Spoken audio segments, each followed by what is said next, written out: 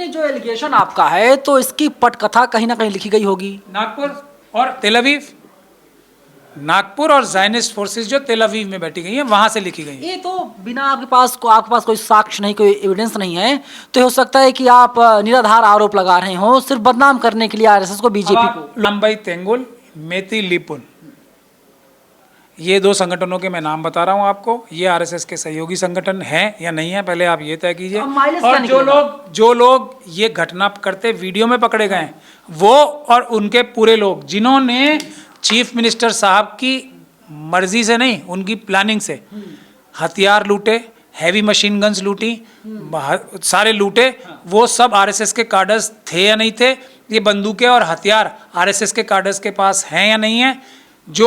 जिसमें RSS, BJP, Bajrang Dal, विश्व हिंदू परिषद और मनुवादी ताकतें जो भारत देश का संविधान खत्म करके हिंदू राष्ट्र बनाना चाहती हैं, उनकी डायरेक्ट इन्वॉल्वमेंट है। उन्होंने ही ऑर्गेनाइज किया है, उन्होंने ही ये सब घटनाएं कराई हैं।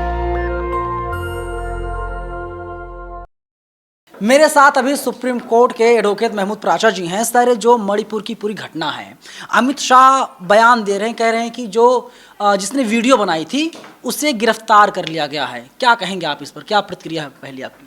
जिसने वीडियो बनाई थी उसे तो गिरफ्तार कर लिया, लेकिन जिसने ये सारा घटना चक्र रचा है उसको कब गिरफ्तार करेंगे?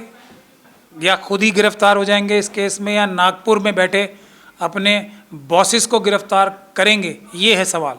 क्योंकि मणिपुर की जो घटना है वो गुजरात मॉडल और 1984 84 दंगों का रिपीटिशन है, जिसमें आरएसएस, बीजेपी, बजरंग दल, विश्व हिंदू परिषद और मनुवादी ताकतें जो भारत देश का संविधान खत्म करके हिंदू राष्ट्र बनाना चाहती हैं, उनकी डायरेक्ट इन्वॉल्वमेंट है। उन्होंने ही ऑर्गेनाइज किया है, उन्होंने ही ये सब घटनाएं कराई हैं। मुद्दा ये है कि आरएसएस और बीजेपी के लोग इसमें कब अरेस्ट होंगे, जब ही इसमें सच्चाई निकल के सामने आएगी। नहीं तो ये आप ये कह रहे हैं कि गुजरात लॉबी की देखरेख में सब कुछ किया गया।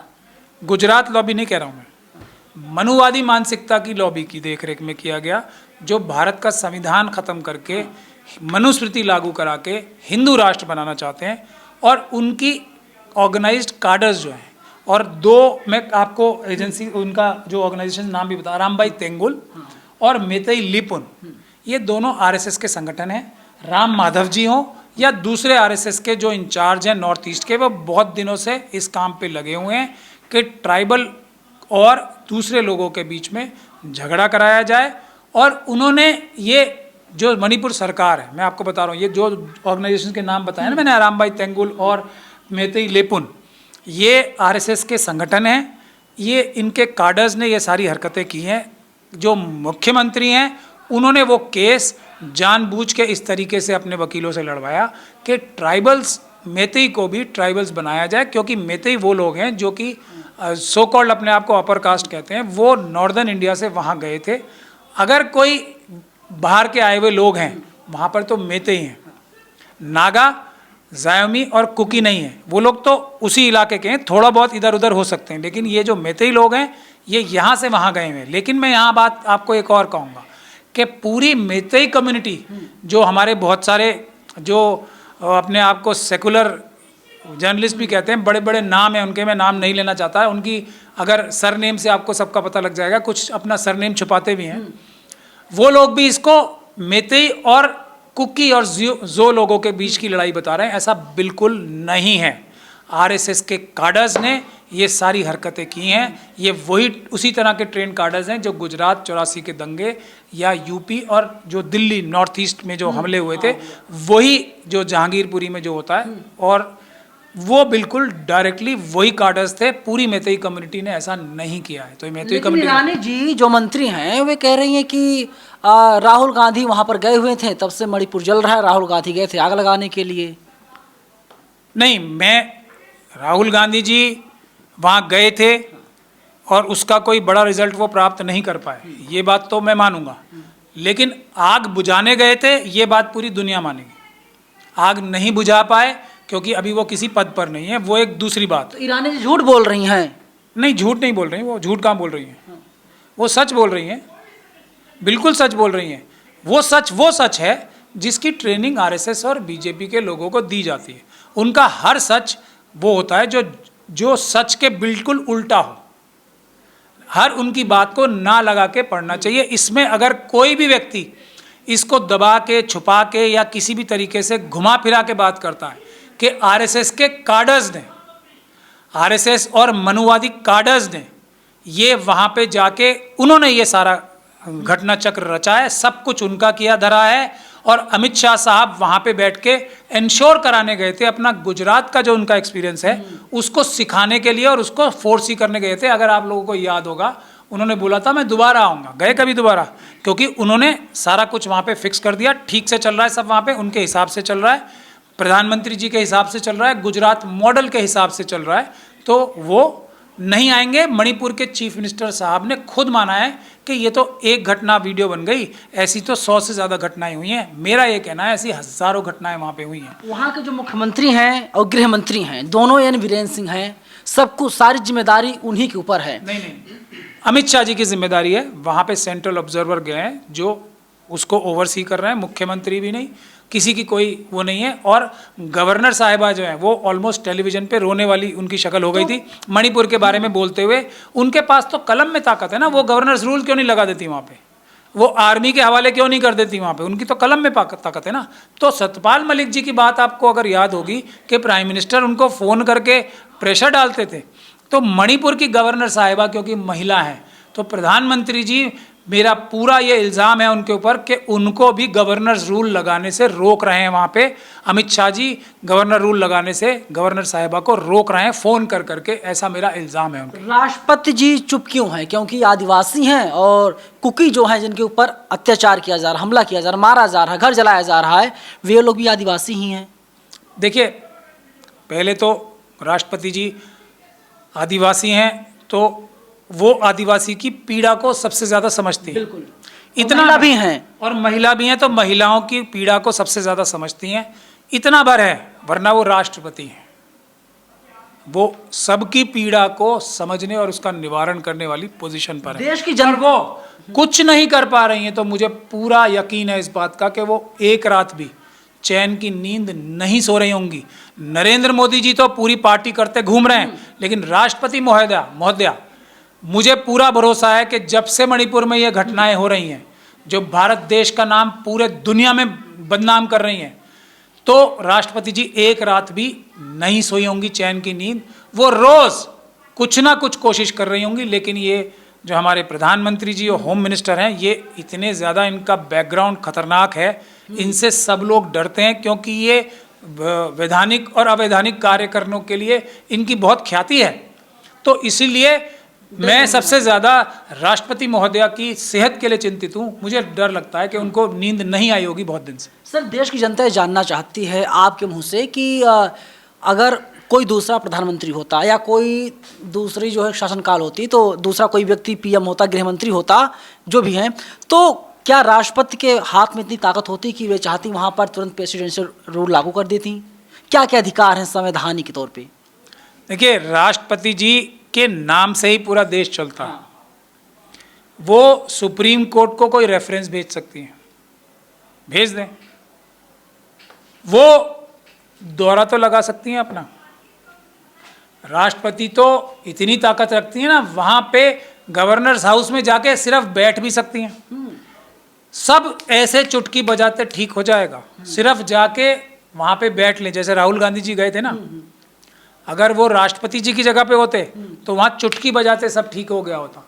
मैं ये कह रहा हूँ, राष्ट्रपति जी वहाँ पे बैठ जाएंगी तो वहाँ पे जितने भी आरएसएस के कार्डर्स हैं ना, वो भाग खड़े होंगे वहाँ से, और अपने आप लॉ एंड ऑर्डर मेंटेन हो जाएगा। मेतेई जो हैं वो इस बात को मान जाएंगे कि हम ट्राइबल्स नहीं हैं, और ये हमको आरएसएस के कार्डर्स ने झूठा पढ़ाई कराई थी और हमने झूठा ये वो एक दावा किया था। मैं ये बात को पूरे दावे के साथ कह सकता हूँ। दूसरी बात, इसमें एक और एंगल भी है। मणिपुर की जो ज़मीन है वो खनिज पदार्थों में बहुत ज़्यादा रिच है। अडानी और अंबानी की नज़र अमित शाह जी के साथ मिलके, मोदी जी के साथ मिलके, उनकी खनिज संपदा पे भी नज़र है। उन्हें ये बात पता है कि जब तक ये ट्राइबल्स के हाथ में रहेगी, हमारे जो मनुवादी मानसिकता के मेतेई लोग वहाँ गए हैं, उनके हाथ में कुछ ताकत नहीं आएगी उन ज़मीनों पे। अडानी अंबानी वहाँ घुस नहीं सकते चोरी करने। तो इसीलिए भी मणिपुर का ये हाल कराया जा रहा है। और एक और फ़ायदा इनको राजनीतिक होने जा रहा है कि क्योंकि जो कुकी और जो लोग हैं वो क्रिश्चियन कम्युनिटी से आते हैं, तो सारी क्रिश्चियन कम्युनिटी के जितने भी देश हैं उनसे दुश्मनी कराने का भी फ़ायदा आरएसएस और बीजेपी को होगा, क्योंकि वो भारत के दुश्मन हैं। भारत को नुकसान करके चाइना और पाकिस्तान को फ़ायदा पहुंचाने का रोल भी आरएसएस अदा कर रही है, और इससे उनको राजनीतिक लाभ तो होता ही है। देखते हैं ना, आपके मुसलमानों के प्रति नफरत पैदा करके उन्होंने कितना राजनीतिक लाभ उठाया, तो वही लाभ अब क्रिश्चियन के प्रति पैदा उठाएं। क्या है कि पहले हिंदू और मुसलमान को लड़ाया गया आपस में, और अब हिंदू वर्सेस ईसाई किया जा रहा है। हाँ, किया जा रहा है, लेकिन असल में आरएसएस के कार्डर्स ईसाइयों को मार रहे हैं। असलियत ये है, जो मैंने आपको दो नाम गिनवाए, आरएसएस की संगठन उनको मार रहे हैं, लेकिन इसमें लड़ाई राजनीतिक फ़ायदा हिंदू वर्सेस क्रिश्चियंस का उठाने की कोशिश करेंगे। लेकिन जो मैतेई समाज भी है वो ज़्यादातर सो कॉल्ड अपर कास्ट से आता है, तो ये हमारे SC ST OBC भाइयों को समझना चाहिए, और वो यहाँ के नॉर्दर्न इंडिया के गए हुए लोग हैं, ये भी हमारे पूरे देशवासियों को समझना चाहिए। और बहुत सारे जो क्रिमिनल जर्नलिस्ट हैं ना, अभी उन्होंने एक लेटेस्ट जो तरकीब मुसलमानों के साथ अपनाते थे कि ये विदेशी हैं और ये हैं और वो बांग्लादेशी हैं, रोहिंग्या हैं, वही टेक्निक इन्होंने लगानी शुरू कर दी है। अभी एक बहुत बड़ी जर्नलिस्ट है, मैं तो उनके नाम लेना भी अपनी ज़बान से पसंद नहीं करता क्योंकि ज़बान गंदी होती है, तो उन्होंने एक लंबी स्टोरी की है इस बारे में, जो तथ्यों पे नहीं बल्कि झूठ पे आधारित है। हम लोग वक्त आने पे इनके सबके खिलाफ क्रिमिनल केसेस दर्ज करेंगे, आप लोग इंतज़ार कीजिए। लेकिन वही नैरेटिव जो आरएसएस का है कि ये जो क्रिश्चियन ट्राइबल्स हैं इनको बर्मीज़ बता रहे हैं, बाहर से आए हुए बता रहे हैं, तो उससे मिज़ोरम के लोगों की भी भारत के प्रति जो वो प्रेम उनका डेवलप हुआ है उसको ख़त्म करने के लिए ये आरएसएस की साजिश है।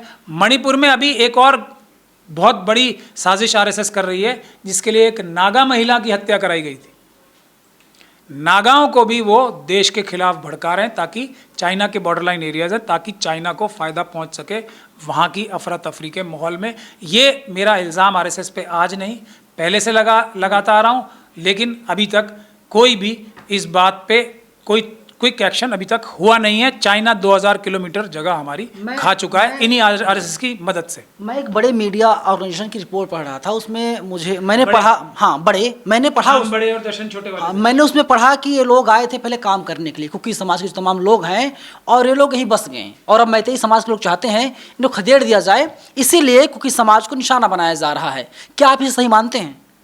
मैं बता तो रहा हूँ ना, ये नागा समुदाय हो, कुकी समुदाय हो, ज़ो समुदाय हो, मीज़ो हो, ये सब लोग उस पहाड़ी एरिया के हज़ारों साल से सबसे पहले आदिवासी, मतलब वनवासी, मूल निवासी ये लोग हैं। मैं आपको बता रहा हूँ, मैतेई लोग, सो कॉल्ड अपर कास्ट वाले जो होते हैं, वो लोग यहाँ से नॉर्दर्न इंडिया से चल के वहाँ गए हैं, हज़ारों किलोमीटर दूर गए हैं, तो इनमें और उनमें ज़मीन आसमान का फ़र्क है। वो मूल निवासी हैं, ये बाहरी हैं। पहले माना, अगर बाहरी और उसको माना जाए कुछ तो, लेकिन क्योंकि ये भी सैकड़ों साल पहले से गए हुए हैं, तो ये भी वहाँ पे अब वैली के हैं, लेकिन ट्राइबल्स नहीं हैं। पहली बात तो ये है, ट्राइबल नहीं है ये, और ट्राइबल हो ही नहीं सकते, क्योंकि उसकी भी मैं वजह बता रहा हूँ। ब्राह्मण, क्षत्रिय, वैश्य और यही तो है ना वर्ण व्यवस्था। आदिवासी इसमें कहाँ आते? नहीं आते ना। जैसे मुसलमान कहीं नहीं आते, जैसे शेड्यूल कास्ट कम्युनिटी कहीं नहीं आती है, शूद्र तो ओबीसी कम्युनिटी होती है ना। हम लोग तो है ही नहीं ना, हम तो वर्ण व्यवस्था का हिस्सा ही नहीं, हम तो एग्जिस्ट ही नहीं करते, हमारा तो अस्तित्व ही नहीं है। SC ST और माइनॉरिटीज़ का तो अस्तित्व ही नहीं है वर्ण व्यवस्था में, हिंदुइज्म में जगह ही नहीं है हमारी। तो 46% देश की जनता तो जगह ही नहीं है। हाँ, शूद्र कम्युनिटी को वो पीटने के लिए अपने साथ रखते हैं। शूद्र कम्युनिटी जो ओबीसी समाज है, उनकी ये थ्योरी है कि ये हमारे गुलाम हैं, ये हमारी सेवा करने के लिए पैदा हुए हैं, ये उनकी थ्योरी है। अब ये भारत का संविधान ऐसा है कि हर एक को अपनी आस्था पे बिलीव करने का हक है, लेकिन किसी और के ऊपर थोपी नहीं जा सकती। हम ब्राह्मण की सेवा करने के लिए पैदा नहीं हुए, इंसान बराबर होता है, यही भारत का संविधान कहता है। हम ये बात किसी की मानने को तैयार नहीं है, और जो ये बात कहेगा हम उसको जेल भिजवाने के लिए तैयार हैं। सर, लोग मन में एक सवाल ये भी है कि क्या सिस्टम पूरी तरीके से कोलैप्स हो गया था, ढह गया था, या फिर ये पॉलिटिकल माइलेज के लिए किया गया सब कुछ, या फिर अडानी और अंबानी को फायदा पहुंचाने के लिए एक पूरी प्लानिंग की गई, पूरा ब्लूप्रिंट तैयार किया गया, तब घटना को अंजाम दिया जा रहा है? ये आरएसएस का प्लान्ड इवेंट है और पूरी तरीके से वो अपने मकसद में सक्सेसफुल हैं। प्रधानमंत्री जी की चुप्पी वैसी चुप्पी नहीं है जो एक तरीके से लापरवाही है, वही तो इसको कोऑर्डिनेट कर रहे हैं, गुजरात मॉडल इम्प्लीमेंट करा रहे हैं, तो वो क्यों उस पर बोलेंगे। लेकिन इस तरीके से ये बात बोलने की कोशिश या हिम्मत कोई कर नहीं रहा है, इसीलिए ये दुर्भाग्य है कि ये घटना सॉल्व नहीं हो रही है। अगर हम सब लोग मिलके इस बात को खुले तौर पे कहेंगे कि आरएसएस ने प्लान करके और इसके सबूत जुटाकर अदालत में पेश करेंगे कि ये आरएसएस की सहयोगी संगठन जो ट्रेन करके भेजे गए हैं, ये सारी घटना उन्होंने ऑर्गेनाइज की है, मैतेई समाज ने नहीं की, हिंदू समाज ने नहीं की है, ये आरएसएस के कार्डर्स ने की है। वहां पर मैतेई और कुकी भाई भाई तरह रहते थे। नहीं, मैं कह रहा हूँ ना, देखिए tribal community, schedule caste community, जैसे आप कह रहे हैं सर कि एक बाहर की जो ताकतें हैं, बाहरी ताकतें वहां पहुंचती हैं, हाँ वे लोग पहुंचते हैं और पूरे घटना का अंजाम देते हैं। और यानी इसका मतलब यह है कि वहां मैतेई और कुकी पहले भाईचारे तरह रहते थे, एक दूसरे से दोस्ती थी। इतना ज़्यादा दोस्ती भी नहीं थी, लेकिन फिर भी एक आपस में एक इक्विलिब्रियम बना के, बराबरी बना के रह रहे थे। जो मैतेई लोग थे वो वैली में रह रहे थे, जो 10% जगह है पूरे मणिपुर प्रदेश की, और जो ट्राइबल लोग हैं वो पहाड़ों में, जो कि 90% जगह। ये आपस में उनकी एक तरीके से अंडरस्टैंडिंग या कॉम्प्रोमाइज हुआ था, लेकिन आरएसएस के कार्डर्स ने जाके। लेकिन ये जो एलिगेशन आपका है, तो इसकी पटकथा कहीं ना कहीं लिखी गई होगी। नागपुर और तेल अवीव, नागपुर और ज़ायनिस्ट फोर्सेस जो तेल अवीव में बैठी गई हैं, वहां से लिखी गई हैं। ये तो बिना आपके पास कोई साक्ष्य नहीं, कोई एविडेंस नहीं है, तो हो सकता है कि आप निराधार आरोप लगा रहे हो सिर्फ बदनाम करने के लिए आरएसएस को, बीजेपी को। लोग रिसर्च कीजिए, आप लोग तो ईमानदार जर्नलिस्ट हैं। आरामबाई तेंगुल, मेती लीपुन, ये 2 संगठनों के मैं नाम बता रहा हूँ आपको। ये आरएसएस के सहयोगी संगठन हैं या नहीं है, पहले आप ये तय कीजिए। और जो लोग ये घटना करते वीडियो में पकड़े गए हैं, वो और उनके पूरे लोग, जिन्होंने चीफ मिनिस्टर साहब की मर्जी से नहीं, उनकी प्लानिंग से हथियार लूटे, हैवी मशीन गन्स लूटी, सारे लूटे, वो सब आरएसएस के कार्डर्स थे या नहीं थे। ये बंदूकें और हथियार आरएसएस के कार्डर्स के पास हैं या नहीं है, ये मैं इसलिए तो कह रहा हूँ, राष्ट्रपति महोदय वहाँ चली जाएं, आर्मी अपने आप 3 दिन में सबको पकड़ के बंद कर देगी। सरकार लेकिन नहीं चाहती कि, सरकार तो करवा रही है ना, ये सरकार नहीं आरएसएस और बीजेपी की सरकार है ना वहाँ पे। वहाँ तो बीजेपी का एमएलए, उनकी खुद की जो कॉन्शियस है वो जाग गई ना। देखो आप क्या मतलब, जिस कॉन्शियस को मारने के लिए आरएसएस इतनी ट्रेनिंग देती है, इतना ज़मीर ख़त्म करवाती है रगड़ रगड़ के, वो भी ज़मीर जाग गया।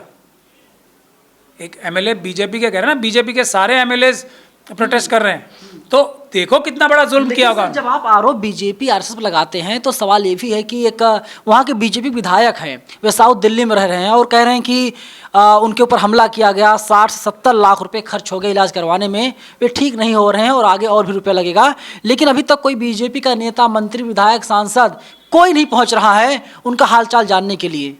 मैं हंसी तो आ रही है, लेकिन मेरा मन रो रहा है।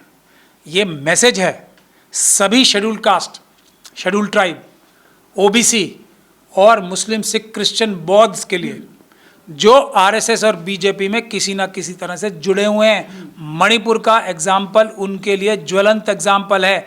कल उनके साथ, सभी के साथ, उनके परिवारों के सभी के साथ ये करने की प्लानिंग, ये मनुवादी मानसिकता रखती है। मणिपुर की घटनाओं से सारे लोग जो बीजेपी में आज एमपी, एमएलए, मंत्री बने बैठे हैं ना, अगर प्रधानमंत्री भी झूठ नहीं बोल रहे हैं, वो भी ओबीसी समाज के हैं, तो वो भी समझ लें इस बात को। मुझे तो उनकी किसी बात पे भरोसा नहीं होता ना, कि वो इस बात को भी वो एक झूठ की तरह ही मैं लेता हूँ कि वो ओबीसी समाज से आते हैं। शिवराज सिंह जी भी समझ लें, सभी का असर यही होने वाला है। ये मणिपुर से एग्जाम्पल सीख लें। खुद उनके मंत्रियों के साथ ये हो रहा है, जो मणिपुर के मंत्री हैं, जो बीजेपी कहना चाहते हैं अभी झांकी है, पूरी जो पिक्चर है अभी बाकी है। आज के आज ही इस्तीफा दें और बीजेपी को और आरएसएस को हराने के लिए पूरी ताकत से जुट जाएं, समय रहते चेत जाएं, वरना ये दीवार पे लिखी हुई बात है, आज नहीं तो कल और बहुत जल्दी ये सब के साथ SC ST OBC और माइनॉरिटीज़ के बीजेपी और आरएसएस के कार्यकर्ताओं के साथ भी यही होना है।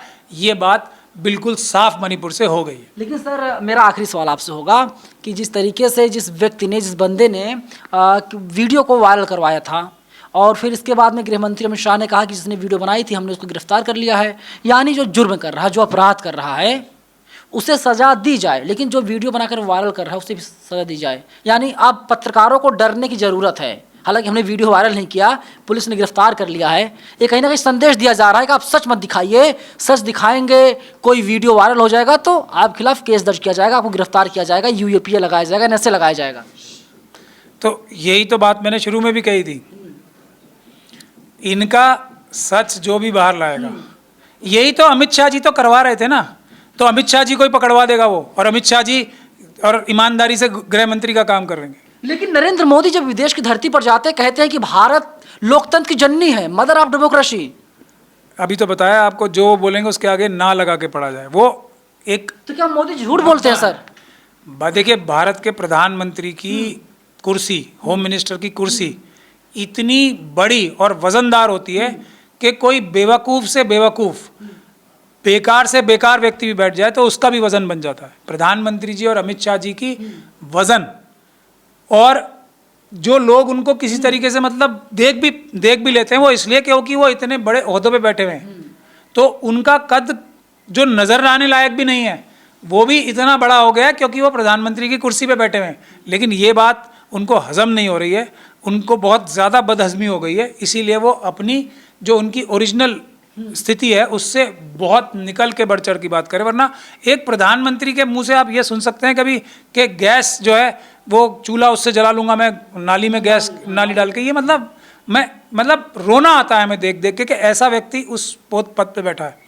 और वो ऐसी बातें करते हैं कि मुझे फ्रेंच भी आती है, मुझे ये भी आता है, मेरे पास ये डिग्री है। झूठी डिग्रियां बनाने के इल्ज़ाम लगते हैं उनके ऊपर, शर्म उनको मगर आती नहीं। तो ये उनकी जो आज जो फिर भी लोग उनको देख रहे हैं, लोग उनसे गले मिल ऊपर जा रहा है, पानी सर के ऊपर से बह रहा है। अब तो वो इसलिए मिल रहे हैं कि ये भारत के प्रधानमंत्री हैं, बल्कि वो भारत के प्रधानमंत्री और भारत की छवि को कम कर रहे हैं। लेकिन भारत इतना बड़ा देश है, भारत के लोग इतने महान हैं कि वो पूरी ताकत लगा के भी भारत का नाम कम नहीं कर पा रहे, बल्कि फिर भी वो उतना ही है जितना रहेगा। लेकिन ये अपने आप में भारत के नाम पे एक बहुत बुरी स्थिति पैदा कर रहे हैं, ये दोनों व्यक्ति तो खास तौर। ये दोनों व्यक्ति खास तौर पे बहुत बुरी स्थिति पैदा कर रहे हैं। और महमूद प्राचा सर का साफ कहना है कि पूरी पटकथा लिखी गई थी नागपुर में, और उसी पटकथा पर लगातार पूरी घटना को अंजाम दिया जा रहा है। और जो पानी है अब सर के ऊपर बह रहा है, कोई इस्तीफा नहीं हो रहा है। और बीजेपी कहती है